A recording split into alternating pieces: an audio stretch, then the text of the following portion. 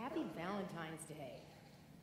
Yes. What a great place to be on Valentine's Day, this community of love, this Center for Well-Being. And can we make love our decision right here and now? Valentine's Day. Let's have a little history about Valentine's Day. You know, Valentine was a priest in 3rd century Rome. And at that time, Emperor Claudius II decided that his soldiers were much better soldiers that if they were single. Those ones with children and wives weren't as focused on battle.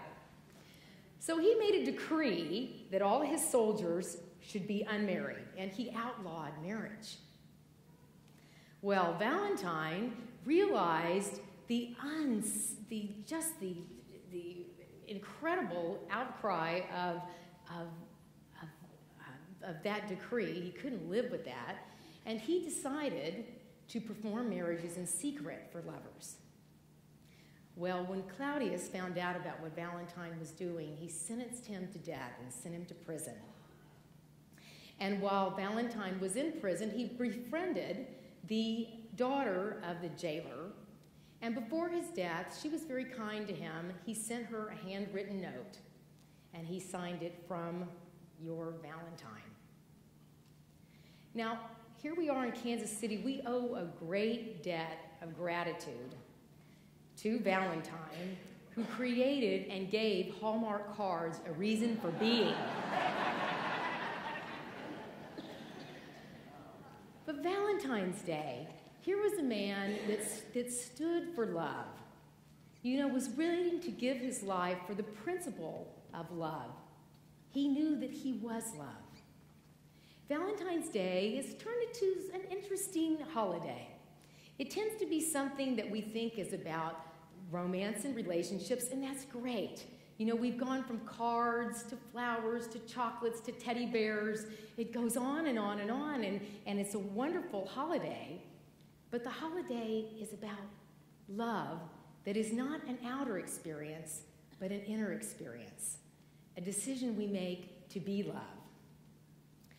Love, spiritual love, is an inside job.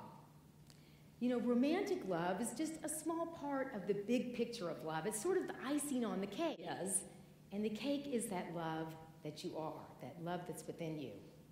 It's sort of like we're fish swimming in the sea of love, but many people feel like they're a fish out of water. So we want to know the love that we are. We want to awaken to it. And we'll probably never figure out everything there is to know about love. But in our conversation today, and in wanting to make love our decision, we just want to get curious about how we can awaken to the love that we are. Duke tells a great story, many great stories, but he tells a great story about coming to the doctor's office and saying, "I want to have a love checkup." And the doctor's going to give you exams and take your blood and take your blood pressure, and he's going to say, "Sorry, don't see any love here." And so we understand that love is not anything that can really be seen or measured or bought or controlled or manipulated. It's the essence of you. It's the energy of you. And we've spent a lot of time in looking for it outside, only to understand that's not the way it works at all. It's like life doesn't happen to us, but life happens through us. And we want to understand this essence of love that we are. We're in this series following a book by Wayne Dyer called that there's a spiritual solution to every problem.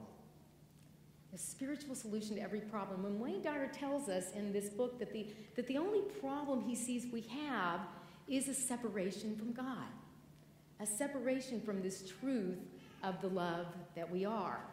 And in that feeling of separation is where we see things as problems rather than problems are an opening for this spiritual solution that's going to come. We spend a lot more time looking at our problems than being willing to see that there is a solution that's going to be presented out of this problem. There's a whole section of books over there at Barnes & Noble about the problems of love and how to resolve them. Because this is what we're always healing, is this idea of separation from God. So friends, we come to this in a way of being taught. You know, when you're babies, when you're first born, you know that you're loved. You don't have a sense of, I'm okay and you're not okay, or you're not okay and I am okay. It's a feeling of knowing that you are loved. And so we're taught these things. And three of the words that Wayne Dyer uses to be in each one of the chapters of his book and understand spiritual solution to every problem is he uses 3 R's. One is recognition, the other is realization, and the final one is reverence. So we want to recognize where we are in the love department. Are you feeling the love that you are? Or is Valentine's Day and these days of love, have you feel somehow that you're unloved? Or if you're not in partnership right now, does that have you feel less than the love that you are? So we want to look at how we were trained as far as love. Certainly from our families, the TV shows that might have been going on at the time of when you were raised. What was happening in your life at the time that you started to understand love? Because if we look at our movies and our music and some of our books, love really can be a huge setup of something outside yourself you have to obtain rather than something inside yourself that you want to allow. So if we want to just take a moment, one of those areas, because we could spend all day looking at books and movies and music, but an area that is quite awakening is our area of music. And if we look at how we can get lost, certainly in the idea of love and relationship, is in our music.